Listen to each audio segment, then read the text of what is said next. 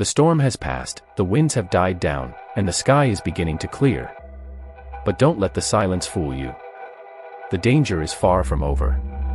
Yesterday, Super Typhoon Fun Wong didn't just pass through, it tore through the Philippine coastline with a ferocity we haven't seen in years.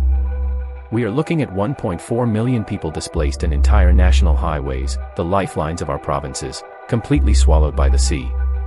But as the floodwaters sit stagnant, a new, more terrifying fear is spreading through evacuation centers and social media like wildfire. Is a tsunami next? Experts are now weighing in, and their message is bone-chilling. The threat is real, but it's not coming from where you think. The ghost of Fun Wong, a landscape underwater. If you look at the latest satellite loops, Fun Wong's spirals are fading as it exits Luzon. But on the ground, it looks like an apocalypse. Midday flood maps from Pagasa show Aurora, Albay, and Cagayan provinces are essentially giant lakes. The NDRRMC has just confirmed the death toll has risen to 8, and the structural damage is staggering. The Nueva Ecija Aurora Road is buried under landslides. The Maharlika Highway in Albay is choked with volcanic lahar. In Cagayan, bridges have simply vanished. But here is the part that should make your heart race. Even with the wind gone, the ocean is still breathing. At 4:14 a.m. on November 10th, a tide gauge in Baler captured a sudden, violent 30 centimeters pulse of water in just 2 minutes. It wasn't a tsunami, not yet, but it was a terrifying display of the raw, stored energy the ocean is still trying to discharge. The ocean keeps sending waves ashore long after the winds fade, warns a Pagasa meteorologist. We are talking about residual swells, heavy, rolling killers that can strike up to 72 hours after a storm. While families are struggling to find clean water, a different kind of monster is growing: viral misinformation.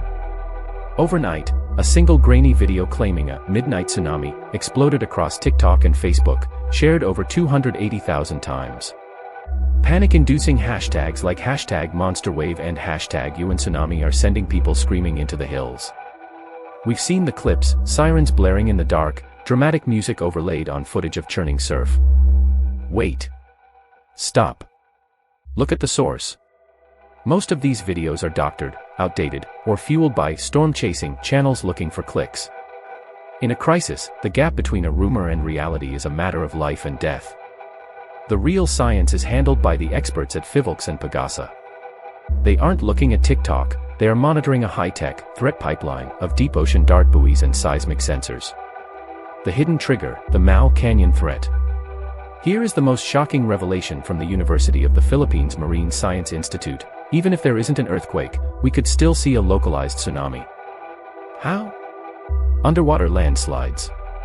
Recent sonar surveys of the Mal Canyon have revealed a fresh scar on the seabed, 6.2 million cubic meters of sediment just waiting to slide.